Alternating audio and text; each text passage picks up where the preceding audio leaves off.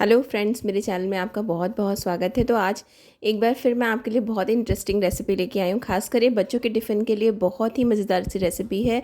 Mini paratha है और इसका मसाला इतना मज़ेदार वाला है, आप इसको बना के भी रख सकते हैं। 2 से 3 दिन मसाला बिल्कुल भी ख़राब नहीं होगा। बहुत ही हेल्दी पराठा बनेगा, बच्चों को बहुत पसंद आएगा। तो चलिए शुरू करते हैं इस रेसिपी को बनाना।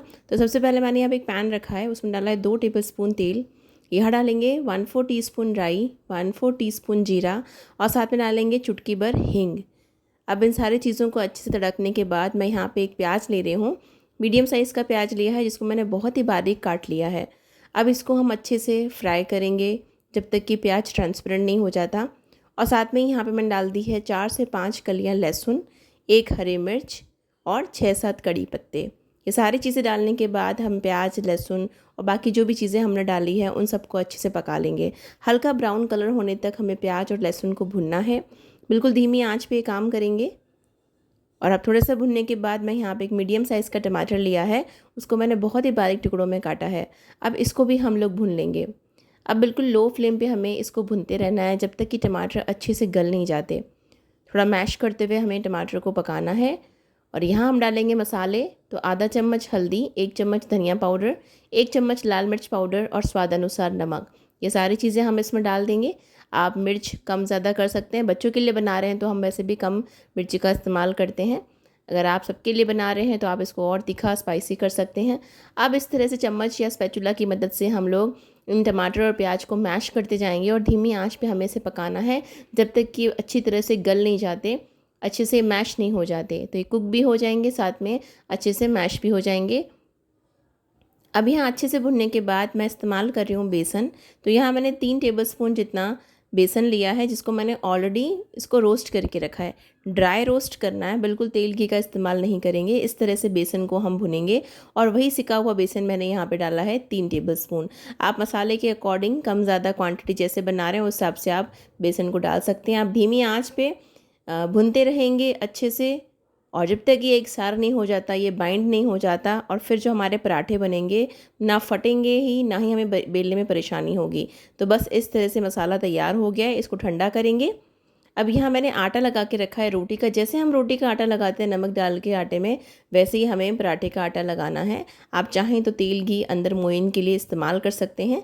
नॉर्मल जो आप घर पे आटा लगाते हैं वैसे ही आटा लगाना है।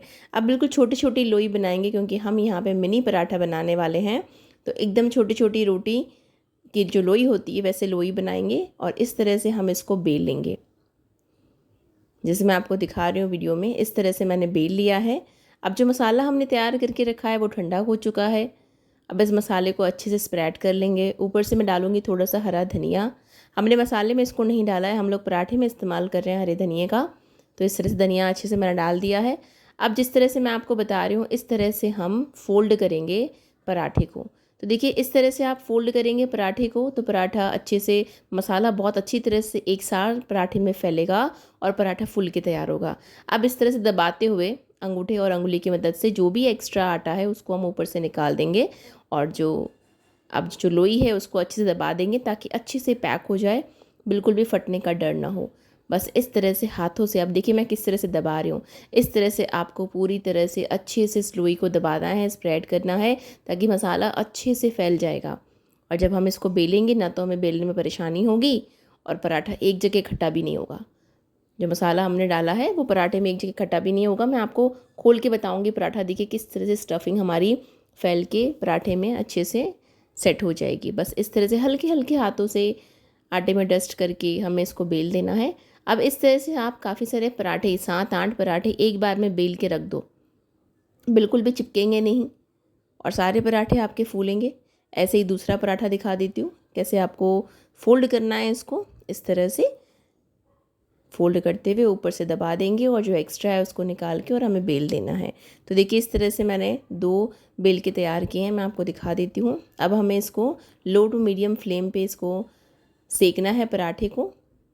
एक तरफ से सिक जाएगा, इसको पलट लेंगे, ऐसे ही दूसरी तरफ से, और दोनों तरफ से हल्का हल्का सिक जाता है। फिर हम डालेंगे इसके ऊपर देसी घी। आप चाहें तो इसको बटर में सेक सकते हैं, लेकिन देसी घी में पराठे बहुत ही अच्छे, ज़्यादा अच्छे लगते हैं। तो देसी घी लगा के और हम इन पराठों को दोनों तरफ से सेकेंगे। तो देखिए जैसे ही आप इसको सेकेंगे, आप घी डालेंगे, पराठा इतनी अच्छी तरह से फूलेगा, क्योंकि हमने इसको इतनी अच्छी तरह से फोल्ड किया है तो ये फूलेगा भी उतना, और मसाला भी आप देखेंगे अंदर बहुत ही अच्छी तरह से ये सेट हो जाएगा।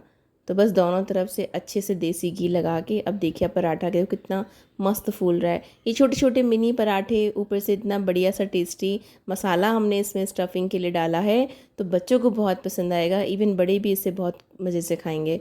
तो इस तरह से मिनी पराठे बनाएं, एक थोड़ा सा नया इंटरेस्टिंग सा हो जाएगा नाश्ते में, बच्चों को भी पसंद आएगा।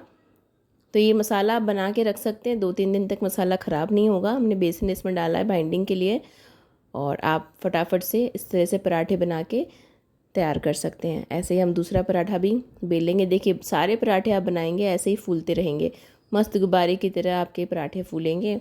और स्टफिंग तो आप बहुत ही बढ़िया सबको लगेगा ये स्टफिंग। तो इस तरह से आप पराठे बना के तैयार कर सकते हैं।